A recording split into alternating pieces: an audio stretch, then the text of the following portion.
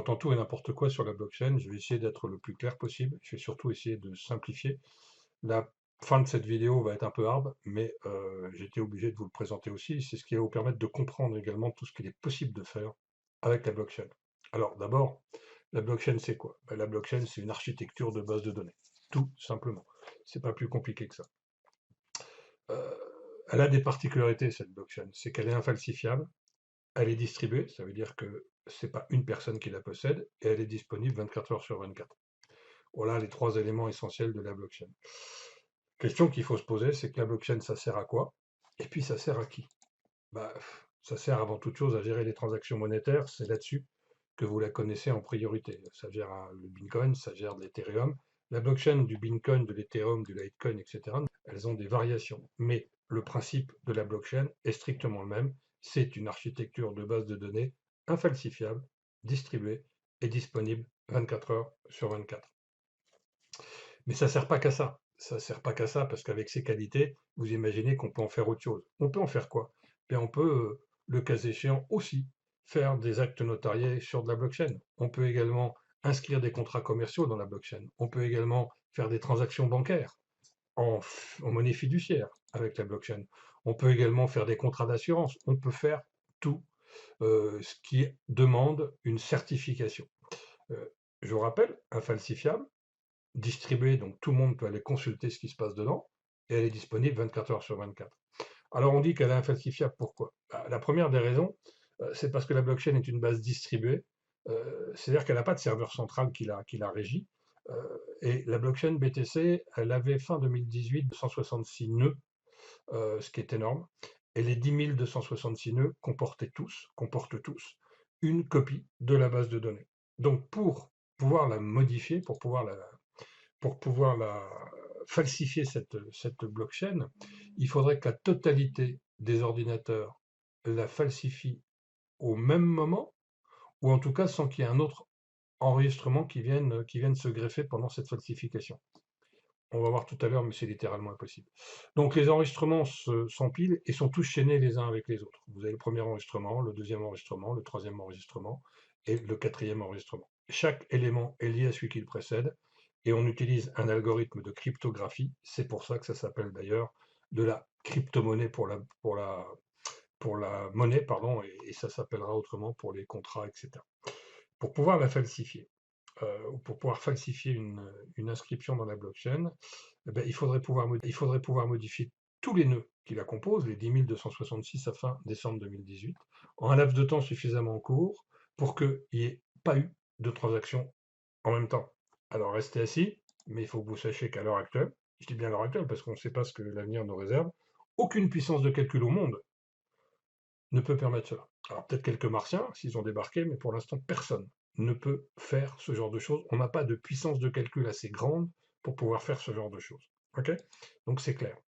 Euh, BTC, Ethereum, etc., toutes ces crypto-monnaies, on se pose des questions là-dessus. Il n'y a pas une blockchain, il y a des blockchains. La blockchain, c'est qu'une technologie de base de données. On a vu ses caractéristiques tout à l'heure, qui permet de stocker et transmettre des infos de manière transparente, sécurisée et sans organe central de contrôle. C'est important de savoir qu'il n'y a pas d'organe de contrôle parce que personne ne peut posséder la blockchain. Elle devient donc universelle et elle appartient à toute la planète. C'est une grande base de données qui contient tous les échanges réalisés entre ses utilisateurs depuis sa création. La blockchain, elle peut être utilisée de trois façons.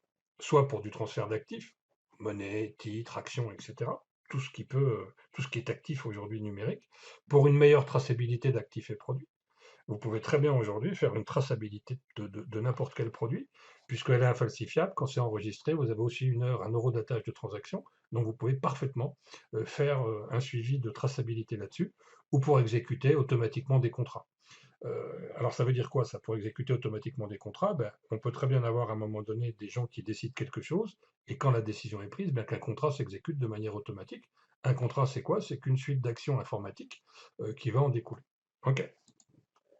Donc retenez bien ça, les enregistrements sont chaînés, ils s'empilent les uns sur les autres, et la blockchain contient tout l'historique depuis sa création et ne peut être modifié en aucune manière. J'étais en train de chercher ce que j'allais vous dire de plus, mais il n'y a rien de plus à vous dire là-dessus. Alors, Les crypto-monnaies, Bitcoin, Ethereum, blockchain, tout ça, c'est quoi? En fait, ce sont que de nouvelles technologies qu'il va vous falloir appréhender parce qu'elles s'installent progressivement dans nos vies. La blockchain, c'est aujourd'hui une révolution au même titre que la carte bancaire a été une révolution à son époque, au même titre qu'Internet a remplacé le Minitel. Donc c'est inéluctable, c'est complètement inéluctable. Et soit vous décidez de subir cette technologie, soit vous décidez de la comprendre, et quand vous l'aurez compris, vous n'en aurez plus peur. En fait, quand vous aurez compris que la blockchain, ce n'est qu'une base de données qui est infalsifiable et dans laquelle toutes les transactions sont inscrites à vie, d'accord? Ben, vous aurez compris qu'il y a une grosse, grosse utilité là-dessus. Parce qu'on ne peut rien perdre. Alors, ce qu'il faut que vous compreniez, c'est que dans la blockchain, quand on parle de blockchain, ben, on parle souvent d'argent. Le transfert d'argent, et pas parmi bien d'autres, parmi plein d'autres. La technologie de la blockchain permet de transférer tout type de propriété, ce qu'on appelle des actifs numériques. Les principales caractéristiques d'une blockchain: tous les participants du système ont une vue partagée et constante de l'information. L'information, elle peut être vérifiée par toutes les parties prenantes, voire même d'autres parties, le cas échéant, on le verra en fin de vidéo, et être acceptée par consensus. Chaque item de valeur, ce qu'on appelle un actif numérique, il peut être enregistré et identifié de façon distincte. C'est-à-dire qu'il n'y a pas un mélange dans les informations, c'est un enregistrement par transaction. Les transactions, ben, elles peuvent être vérifiées quant à leur légitimité, et puis elles sont sécurisées contre toute manipulation et modification, puisqu'on a vu que c'était infalsifiable, et qu'elles s'impliquaient les unes sur les autres, et qu'elles sont chaînées les unes après les autres. Et pour pouvoir les modifier, il faudrait que les modifications soient faites sur la totalité des gens qui possèdent la copie de la base de données, dans un laps de temps tellement court qu'il ne faudrait pas qu'il y ait de transactions qui se fassent au même moment. Ce qui est impossible dans l'état actuel de non pas de nos connaissances, mais de nos puissances de calcul. Les transactions, elles peuvent être automatisées, elles peuvent être programmées, elles peuvent s'exécuter de manière complètement autonome, et elles peuvent surtout exécuter aussi un ensemble prédéfini de règles.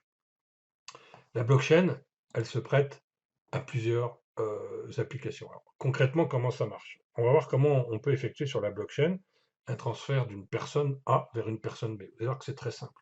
La transaction est initiée par A. A décide d'envoyer de l'argent vers B. Très bien. Un bloc est formé avec information paiement de A vers B. C'est pas plus compliqué que ça.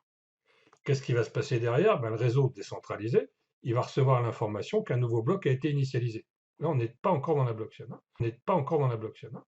Tous les participants sur le réseau vont vérifier que le bloc, avec toutes les informations contenues, est valide. Si le bloc est valide, eh bien, il est confié à la blockchain. C'est pas plus compliqué que ça, une transaction blockchain. À partir de ce moment-là, eh bien, chacun sait maintenant que B est le nouveau propriétaire de la somme d'argent envoyée par A ou d'un nouveau contrat, etc., etc. C'est très, très simple en fonctionnement. Je décide d'envoyer vers B.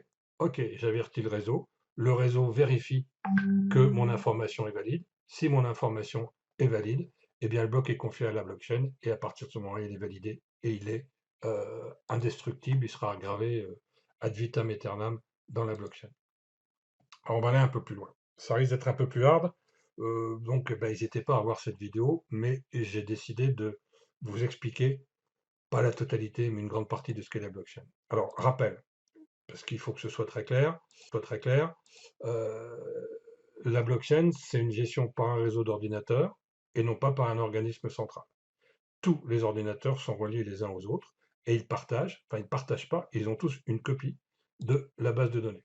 Chaque membre du réseau possède une copie de la base de données, c'est ça qu'on appelle la blockchain. D'accord? C'est très clair, le schéma vous l'explique assez bien.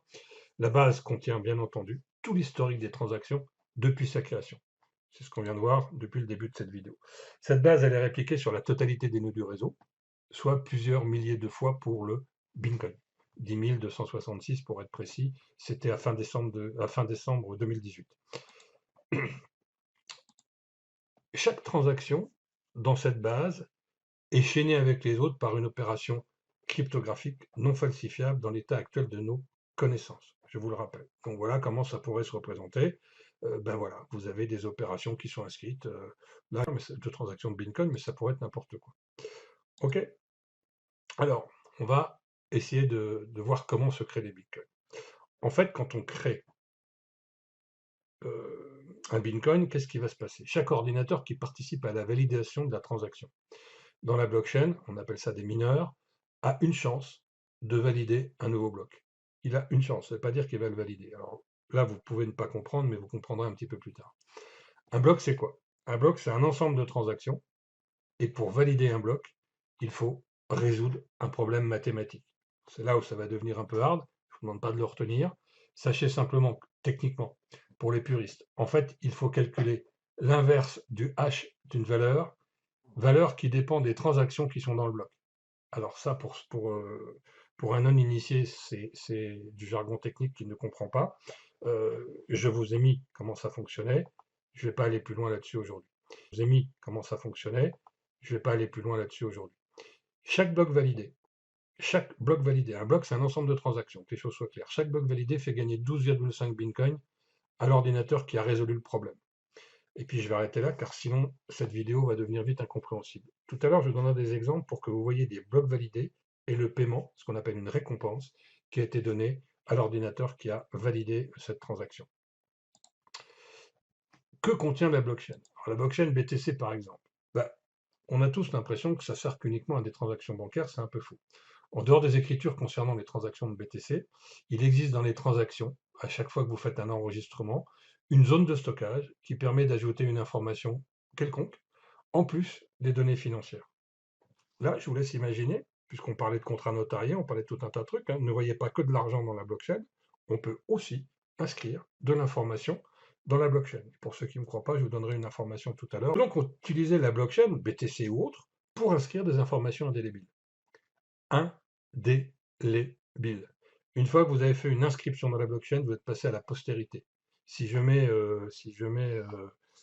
aujourd'hui je suis heureux, eh bien dans 50 millions d'années, je retrouverai aujourd'hui je suis heureux. D'accord? Attention, les informations, c'est pas cadeau. Les informations dans la blockchain Bitcoin coûtent environ 1 millibitcoin par kilo-octet. Alors, pour ceux qui ne comprennent pas ce que ça signifie, ça veut dire que pour un cours de 10 000 $ de Bitcoin, eh bien, 1 kilo-octet reviendrait à 10 $. Donc, c'est pas cadeau. Ceci étant dit, si on condense l'information, je veux dire, ça ne coûte pas non plus excessivement cher.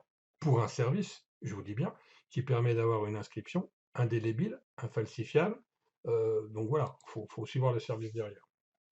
Alors, pour aller voir ça, vous pourrez aller voir http://btc.com, vous verrez des blocs réaliser leurs récompenses. Je vous remettrai ça en dessous de la vidéo.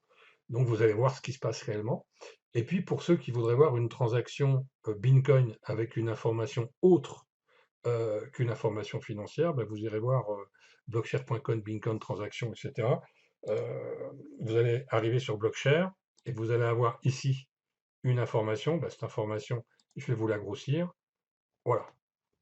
OK, Decoded, Christophe était au WTT à Paris. Donc ça, c'était des démos qu'on a fait en inscription dans la blockchain. Voilà. Donc sachez que ça ne sert pas qu'à faire des transactions bancaires, ça sert aussi à autre chose. Quand je vous dis que c'est une nouvelle technologie, il faut que vous commenciez à réfléchir un petit peu. Vous imaginez toute la papasserie qui est autour de vous, tous les documents que vous pouvez perdre, tous les documents que vous pouvez demander. Quand vous avez besoin d'aller voir, je ne sais pas, un bout de terrain, vous êtes obligé de vous rendre au cadastre. Alors même si le cadastre commence à être digitalisé, bien aujourd'hui, tout ça, pour connaître les titres de propriété, les machins, vous pouvez avoir tout ça sur la blockchain. Elle est indélébile. Vous n'avez pas un notaire véreux qui pourra vous falsifier quelque chose à un moment donné. Ça se voit souvent dans des successions, hélas, des notaires véreux qui modifient des trucs derrière. Là, c'est infalsifiable. D'accord? C'est énorme. Quand on dit que la crypto-monnaie n'est pas sécurisée, c'est parfaitement faux. La blockchain est parfaitement sécurisée. Par contre, les wallets que nous verrons dans la prochaine vidéo peuvent avoir quelques soucis. Bon, la fin de cette vidéo n'avait pour but que vous laisser entrevoir les capacités de la blockchain Bitcoin, mais la capacité de la blockchain. Chaque blockchain fonctionne de la même manière, mais avec des spécificités. C'est pour ça que vous trouvez une blockchain BTC Bitcoin, vous trouvez une blockchain Ethereum, qu'on appelle le RC20. Vous trouverez différentes blockchains. Elles sont toutes constituées plus ou moins de la même manière. En tout cas, elles ont toutes les mêmes qualités. Et après, c'est les enregistrements qu'on fait dedans qui peuvent différer, ainsi que les contrats automatiques qui y sont associés.